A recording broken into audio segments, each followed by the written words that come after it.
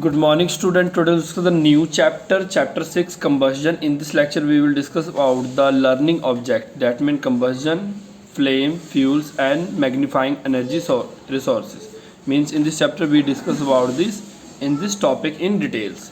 Firstly, beta combustion. Combustion क्या होता है? Mohan is quite excited and his birthday approaching. He is going to be 12 year to another 10 days.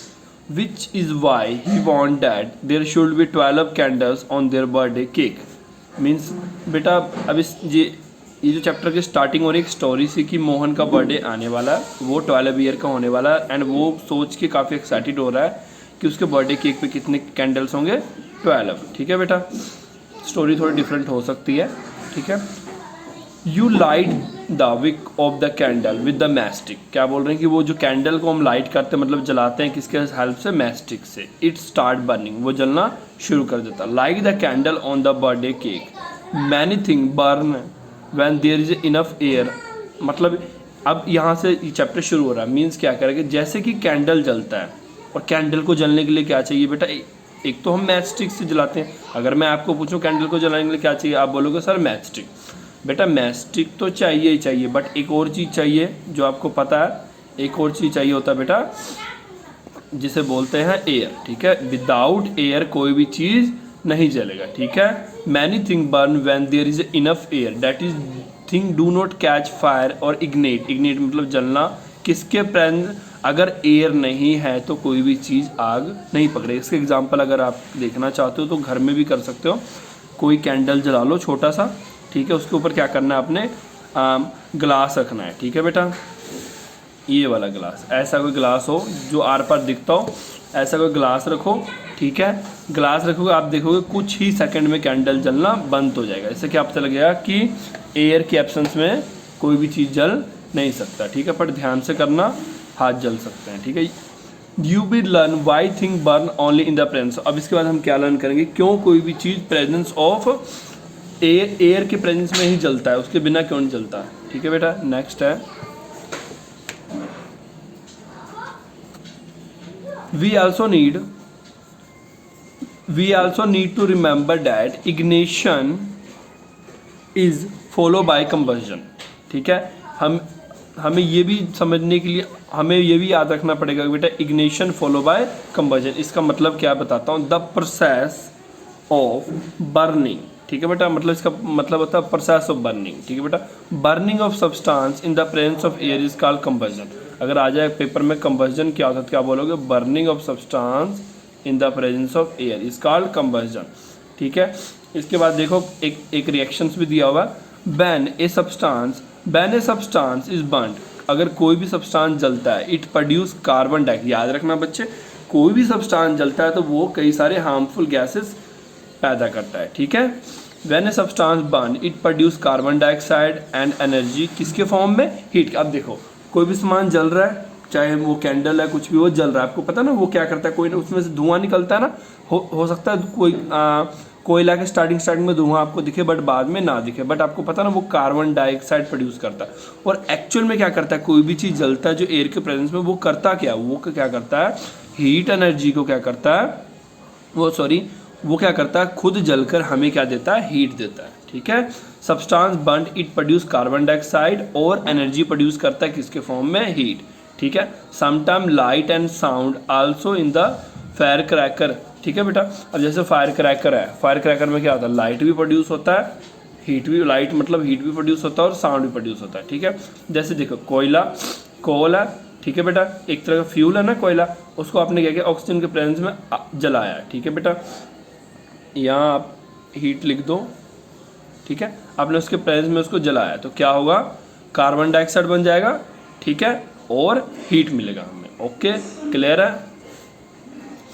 In this वे, इसका मतलब बेटा ये होता है जो इस तरफ होता है इसको बोलते हैं बेटा रिएक्टेंट, और जो इस एरो के इस तरफ होता है इसको बोलते हैं प्रोडक्ट. ठीक है, थोड़ा भी समझ लो, बाकी 9th में तो इसको मैं क्लियरली समझा ही दूंगा. In this way, in the way other substance also burn in air to form carbon dioxide.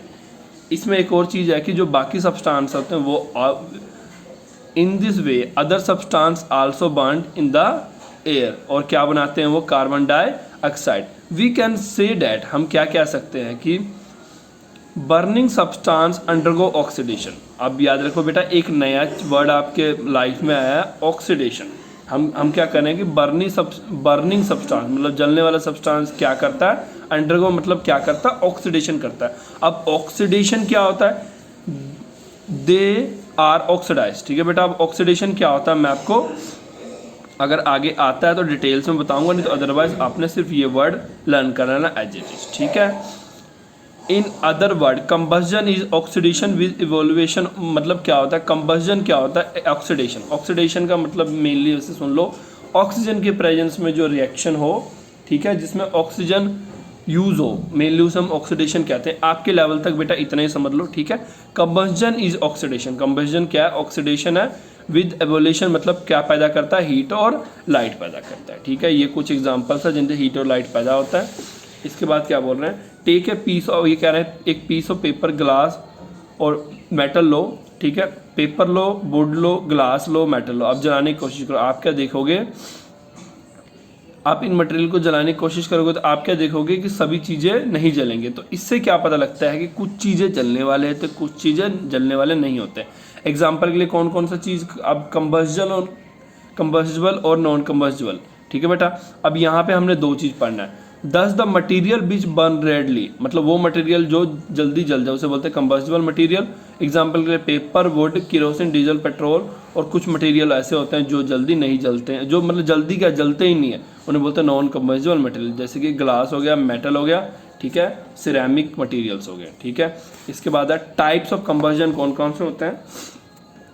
Slow कंबस्जन मतलब स्लो कंबस्जन, स्लो जलने वाला। ठीक है, as we know combustion is the basically oxidation. ठीक है, कंबस्जन क्या होता है, बेसिकली ऑक्सीडेशन होता है, जो पीछे मैंने पढ़ाया था आपको, मतलब इन द प्रेजेंस ऑफ ऑक्सीजन ये सब कुछ होता है। इन सर्टन केसेस क्या होता है, we find that natural process of oxidation is quite slow. याद रखना, कभी भी अगर कोई चीज़ में नेचुरल प्रोसेस से ऑक्सीडेशन हो रहा है तो वो काफ़ी ज़्यादा स्लो होगा। ठीक है, इसका सबसे इजीली एग्जांपल आप ऐसे कह सकते हो कि ऑक्सीडेशन का मतलब ये भी कह सकते हो कि वो रिएक्शन जो ऑक्सीजन के साथ हो, जिसमें ऑक्सीजन पार्ट ले, जिसमें ऑक्सीजन क्या करे, पार्ट ले। ठीक है बेटा, और ऑक्सीजन जाके उन चीज़ों से जुड़ के उनको या तो मतलब उनको कोई नई चीज़ में बदल दे। ठीक है, जैसे नेचुरल प्रोसेस ऑफ ऑक्सीडेशन बोला ना, कोई स्लो, बहुत स्लो होता है। इसका मतलब क्या है कि जब आप आयरन को छोड़ देते हो, ठीक है, कोई लोहा लिया उसको छोड़ दिया, आप देखोगे 1-2 मंथ बाद देखोगे उसमें क्या जंग लग चुका होगा। ठीक है बेटा, ये क्या है, नेचुरल प्रोसेस ऑफ ऑक्सीडेशन है। ठीक है, इसमें देखो क्या होता है, आयरन है, Fe का मतलब बेटा आयरन होता है, आयरन है उस, अब ये प्लस प्लस का सबका मतलब क्या होता है, आयरन है। ठीक है बेटा, इसमें अब देखो आयरन को बाहर छोड़ोगे तो दो चीज़ तो उसको फ्री में मिल जाएगा, ऑक्सीजन और वाटर मिल जाएगा। तो अब कुछ दिनों बाद देखोगे, कुछ दिनों मतलब कुछ मंथ बाद देखोगे उसमें क्या लग चुका होगा, रस्ट। रस्ट का मतलब क्या है कि ये ऑक्सीजन से जुड़ चुका होगा, वाटर बेस से जुड़ चुका होगा, रस्ट पैदा कर चुका होगा। ठीक है, रस्ट एंड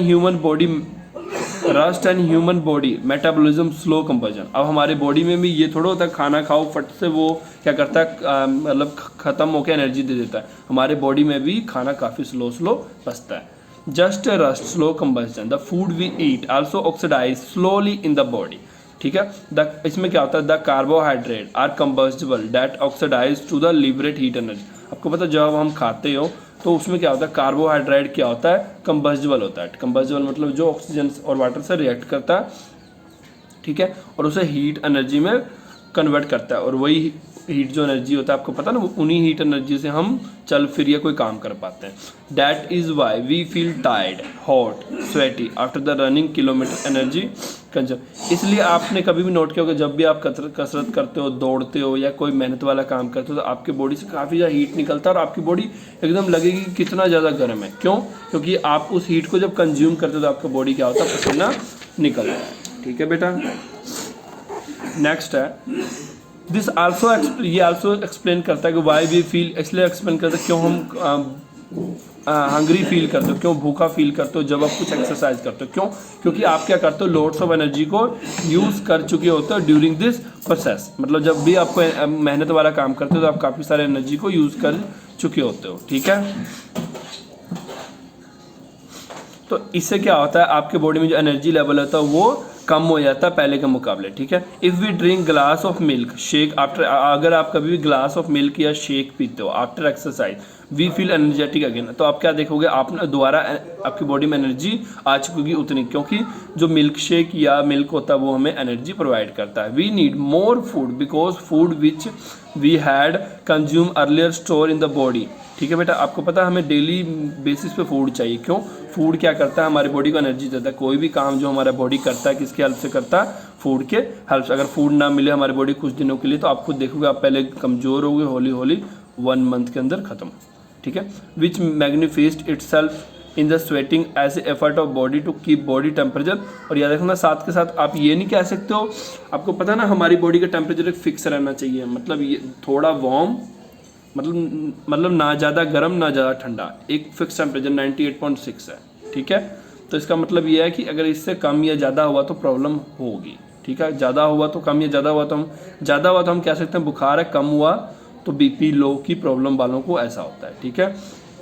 अब ये देखो बेटा, ये होता है ग्लूकोज का फार्मूला, ग्लूकोज इसे बोलते हैं C6H12 वो से ग्लूकोज का फार्मूला होता है। इसमें जब ऑक्सीजन मिलाता हूँ, ये हमारे पेट के अंदर का रिएक्शन बता रहे हैं। ग्लूकोज को आप कुछ भी खाते हो उसमें ग्लूकोज होता है, ग्लूकोज जब ऑक्सीजन से मिलता है वो क्या बनाता है? कार्बन डाइऑक्साइड बनाता है, वाटर निकालता है, एनर्जी निकालता है। एनर्जी जो निकालता है हमें जरूरत होती है, ठीक है बेटा।